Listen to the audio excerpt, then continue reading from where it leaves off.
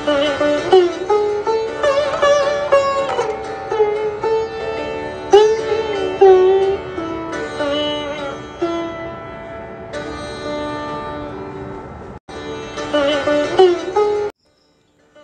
যুগের ঋষি প্রব্রাজিকা সদাত্মপ্রাণা।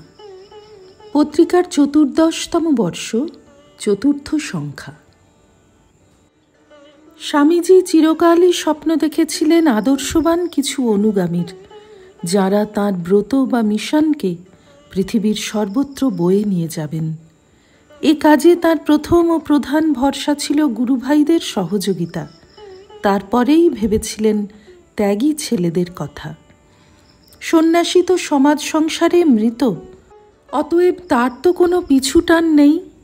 এমন ছেলেরাই তো পারে কলেরা রোগীর বিছানার পাশে বসে সারা রাত সেবা করতে, প্লেগ আক্রান্ত পল্লীর মৃত্যু ভয় তাড়িত মানুষকে আশ্বাস দিতে, তাদের সঙ্গে একযোগে জঞ্জাল পরিষ্কারের কাজে নামতে, অথবা সুদূর হিমালয়ের পথে সহায় সম্বলহীন মুমূর্ষু সাধুকে সেবা শুশ্রূষা করে নিশ্চিত মৃত্যুর হাত থেকে ফিরিয়ে আনতে। স্বামীজি যে তাদের বুঝিয়েছেন, পরের জন্য যে প্রাণ দেয় মুক্তি তার হবেই। রাতের অন্ধকারে গঙ্গায় আর্তকণ্ঠে কোনো ডুবন্ত মানুষ চিৎকার করছে, মা গঙ্গে বাঁচাও। স্বামীজির কানে গেছে সে ডাক। সেবক তখনই সাঁতরে গেছেন, কাউকে না পেয়ে ফিরে এসেছেন। স্বামীজি উত্তেজিত হয়ে বলছেন, দেখ, এই যে লোক ডুবে যাচ্ছে, যে তাকে রক্ষা করার জন্য নিজের প্রাণ দিতে পারবে, তার আর কোনো কিছুর দরকার নেই, তক্ষুনি মুক্তি। ভারতবর্ষকে ঘিরে স্বামীজির সব আশা, সব স্বপ্ন। সে ভারত স্বাধীন, সপ্রতিষ্ঠ, আত্মসম্মান গর্বী ভারত। ভারতের ছেলেরা হবে সব দিকে চৌকস। মিনমিনে দিনহীন ভাব তিনি সহ্য করতে পারতেন না। একবার 1899 পুজোর ছুটিতে স্বামীজি দেওঘর গেছেন। তিনি যথারীতি সাহেবী পোশাকে রাস্তায় বেড়াচ্ছেন। দেখলেন স্কুলের এক ছাত্র, পায়ে জুতোর ফিতে তার আলগা।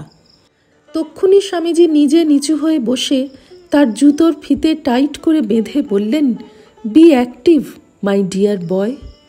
সে ছেলেটি পরে হাজারিবাগের ডাবলিন মিশন কলেজে ফিলসফির প্রফেসর হয়। ছেলেটির মনে চিরদিন দুঃখ ছিল, স্বামীজিকে তখন সে চিনত না। কিন্তু স্বামীজি লোকশিক্ষক, যুগনায়ক। ছোট বড় সব বিষয়ে তার সমান দৃষ্টি। অসাধারণ এই ঘটনা তার অসাধারণত্বেরই পরিচয়। তিনি এই যুগের ছেলেদের দেখতে চাইতেন আশিষ্ঠ, বলিষ্ঠ। স্বামীজি জানতেন এদেশে বেদান্ত দর্শন আছে, কিন্তু তার উদার প্রয়োগ নেই। এদেশের মেয়েরা শিক্ষা স্বাধীনতা পেলে না জানি কোন মহাশক্তির বিকাশ ঘটাবে। এদেশের চাষাভুষো গরিব গুরব মানুষ শিক্ষার আলো পেলে, পেট ভরে খেতে পারলে তাদের ঘরেই না জানি কত জ্ঞানীগুণীর জন্ম হবে। স্বামীজি বুঝেছিলেন শিক্ষা, সেবা, ধর্মদানের আদর্শকে রূপ দিতে বিরাট লোকবলের প্রয়োজন। প্রয়োজন তাঁর ফলিত বেদান্তের প্রতি শ্রদ্ধাবান মানুষ।